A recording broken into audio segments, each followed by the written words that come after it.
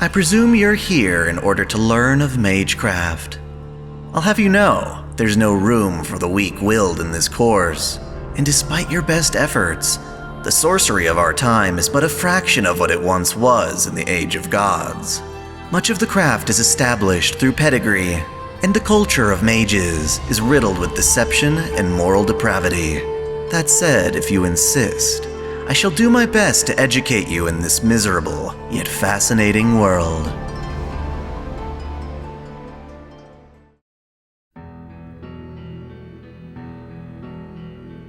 In our previous lesson, I covered divine constructs, despite the fact that apart from through heroic spirits, most mages of our time will likely never experience them. Nonetheless, I deemed it worthy knowledge as a glimpse of the world beyond our reach. After all, without dreams or aspirations, one cannot hope to surpass one's limits. To continue in that vein, I will cover types, or ultimate ones, the supreme beings that represent the cosmos we inhabit. Naturally, this lesson will be more abstract than what I've covered prior. Our knowledge is limited, and what we do know is based on knowledge obtained from other worlds, ones in which history play out quite differently than our own. Indeed, most of our knowledge on the Ultimate Ones comes from documentation, notes, as it were, chronicling a parallel world where mankind has been ravaged by pollution and warfare. In this world, mankind maintained itself through artificial enhancement, becoming an enhanced race known as Liners. They fought against a threat of their own creation, the A-rays. These foes were the product of genetically combining humans with other forms of life. On their dead planet, declared the Land of Steel, mankind fought the A-rays in what was known as Babel's Tale, the Great War. It was during this war that the Ultimate Ones appeared as an even greater threat, seeking to exterminate all remaining life. The humans of the Land of Steel called these beings Aristoteles, extraordinary creatures hailing from other planets in the solar system.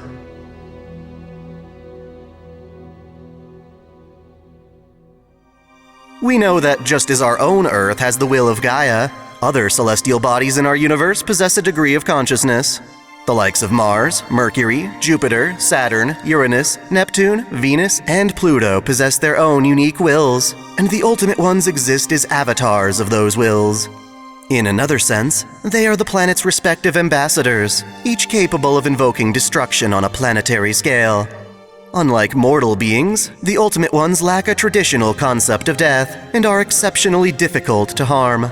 Thus, when the planet died, Gaia cried out with a wish to exterminate the humans who managed to outlive it, and the Ultimate Ones were sent to comply with this wish.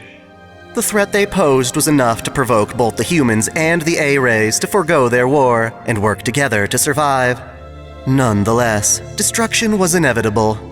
The first to receive Gaia's plea was Type Mercury, otherwise known as Ort. Leaving far in advance of the other types, Mercury came to Earth prior to the Common Era and took to hibernating in its Crystal Valley in South America. It would remain there until the arrival of the other types. Among the Ultimate Ones, Type Saturn acted as a relay point to facilitate communication between them. In the shape of a 3,000-meter flying cross, it unleashed electromagnetic shockwaves from its body that devastated the planet's surface on impact, boring into the ground to cause earthquakes, leaving behind wastelands strewn with cross-shaped piercings in the ground. By far the most destructive of the Ultimate Ones was Type Jupiter, a black humanoid giant made of photon gas emanating from an artificial sun as its core. It reached Earth and attacked the planet's western continent, killing most of its inhabitants without incurring any damage.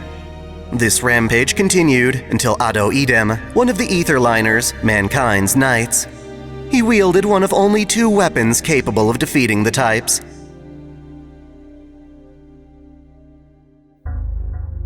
His weapon, /Emperor, was a planet-consuming blade that could grow in size to match its opponent. With it, OtakuDaiKun cleaved Type Jupiter with a single strike. And while this ended their bout, it caused Type Jupiter's core to go berserk, torching the remains of the western continent. A victim of this devastation was a man nicknamed Gun God. The attacks on the continent robbed him of his family, and so he naturally sought revenge. While weak compared to the Ether Liners and A-rays, Gun God made up for that weakness with his weapon Black Barrel, which he dug up from the ruins of Atlasia. Surely from previous lessons you recognize this conceptual weapon, as it also exists in our world.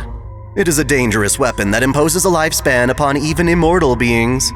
Thus, along with Emperor, it was the only other weapon capable of killing the Ultimate Ones. Upon finding this weapon, Gun God began to learn how to fire it. When Type Pluto attempted to enter the atmosphere, the Six Sisters, rulers of the A-rays, gave their lives to prevent it. Their feud resulted in both parties being destroyed. Upon defeat, Type Pluto's blood scattered across the planet, and before perishing, the Six Sisters surrounded the planet with a barrier known as the Cloud Sky, which served to repel the other types.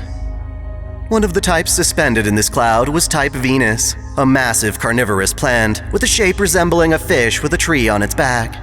It remained docile while the other types invaded, using this time to analyze the planet before eventually starting its descent.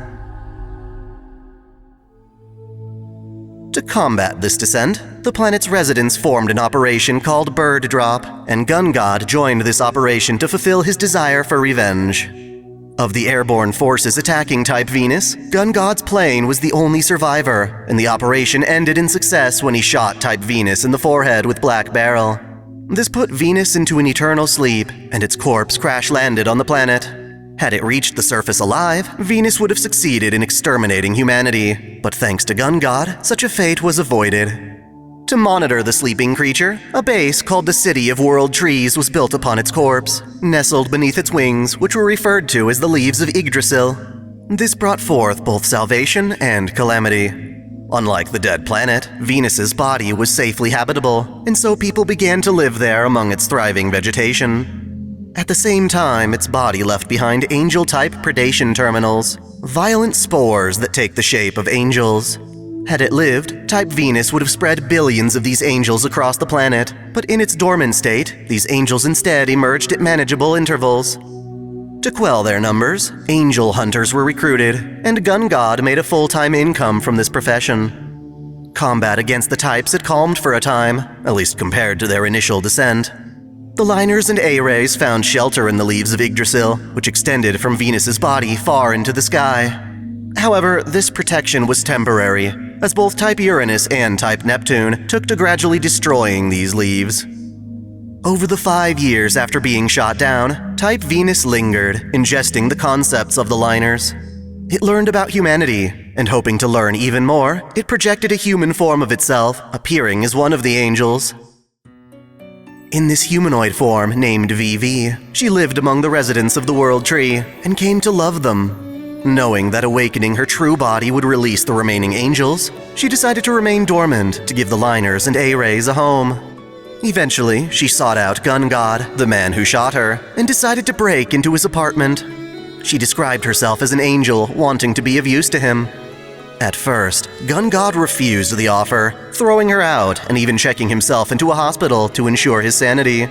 Through persistence, however, she continued to show up in his apartment, playing a guitar belonging to his deceased sister, until eventually, Gun God reluctantly allowed her to stay.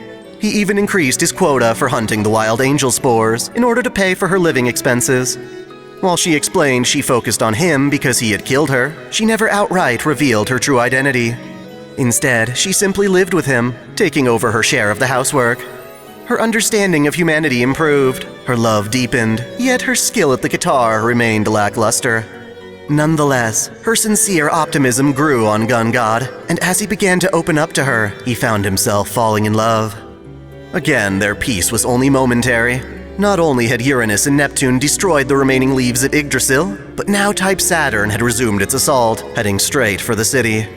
A strike force was assembled to respond to the threat, and for his bravery during the fight against Venus, Gun God was recruited once more. Before the operation, VV decided to tell him about her true form, explaining that now all she wanted was to be a real angel, to give proper form to humanity's fantasies.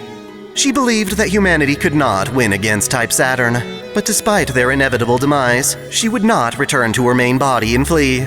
She would die for humanity's sake, admitting that the Ultimate Ones should never have attacked humans simply because they were asked to, not without deciding for themselves. Gun God also admitted humanity's fault for living on while their planet died. Before departing, he confessed his love to her and left her with his sister's guitar as a keepsake. Once more, Gun God boarded a plane, taking to battle against the Ultimate Ones. Unlike his previous outing, however, he did not survive. Instead, his plane was damaged by an arrow of light, and its onboard AI malfunctioned. He had his A-Ray co-pilot evacuate and died alone when the plane flew too close to the enemy. At best, his assault only managed to alter Type Saturn's course, not actually damaging it. Ultimately, however, Saturn was defeated, not by Gun God, but by the return of Otto Edom and his Slash-Emperor. It is at this point that our notes on this world trickle out. Presumably, humanity enters its final battle against the remaining Ultimate Ones, with the status of Types Mercury, Mars, and even Type Moon being unconfirmed. Of course, you might be wondering what this tale has to do with our world of mages and Magecraft. Well, as it turns out, parts of this story do in fact carry right into our world. Locked within the Atlas Academy is the very same black barrel mentioned in the notes. Its replica is wielded by the alchemist Sion. While our Earth's Gaia has yet to call for humanity's destruction, the types in our solar system do still exist, 2 of which we've even encountered in the past. For example, while the moon is not a planet per se, it does have a creature worth categorizing as an Ultimate One. Type Moon, then, is a being known as Brunstud of the Crimson Moon. Just because our world hasn't sunken as low as the one in the notes I described, the fact still stands that humanity is a threat to the planet. Even our Gaia acknowledges this, and 4,000 years ago, it reached out to the moon for protection. Brunstud was granted the ability to live on Earth in exchange for keeping humanity in check. As such, he attempted to conquer the planet as his own kingdom. However, his reign came to an end when the mage Keisher Zelret Schweinorg slayed him with the second magic, Kaleidoscope. Their battle was truly worthy of being labeled epic. During their confrontation, Brunstud caused an event called the Moonfall, creating a mirror image of the moon and dropping it on Earth. Only Zelret's access to limitless mana could have hoped to push it away. In the end, not even Brunstud's Alt Nagel, a destructive, far-reaching pillar of wind, would earn him the victory. Unwilling to accept his defeat, Brunstud birthed his legacy, creating the true ancestors in his image. They lived in his stead as spirits that would protect nature from humanity. Brunstud's consciousness lived on through a reality marble, the Millennium Castle Brunstud, where he would remain until one of his true ancestors reached his level of purity. Then, he would spiritually possess them as his new body.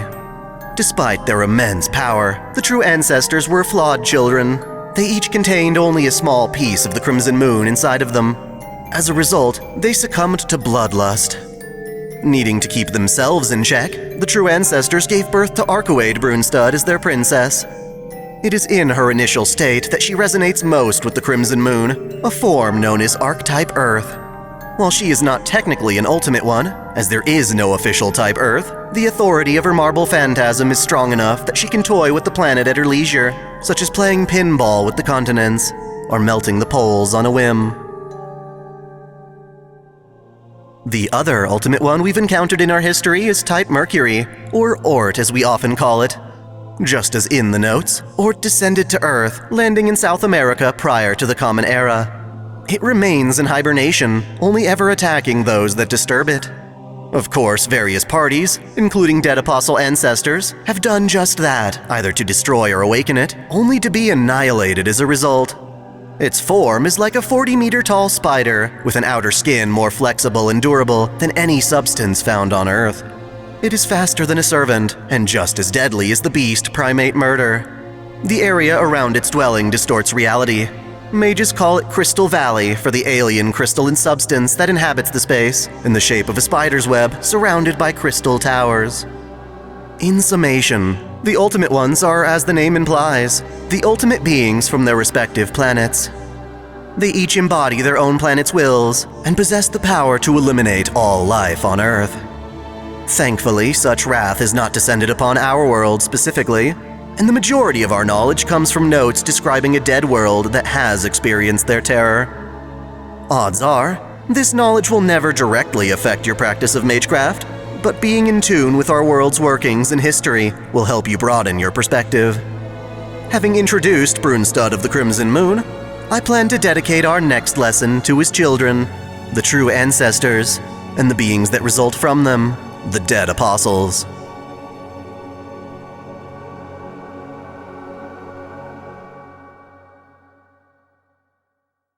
Thanks for watching. If you enjoy this channel, help me beat the algorithm by liking, commenting, and sharing the video, subscribing to OtakuDaiKun, and, most of all, smashing that notification bell so you don't miss out on all of my anime discussion, lore, or Let's Play content.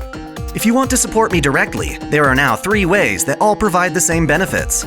You can click Join here on YouTube, or join Patreon or Subscribestar for access to exclusive vids and early access. As always, celebrate your fandom.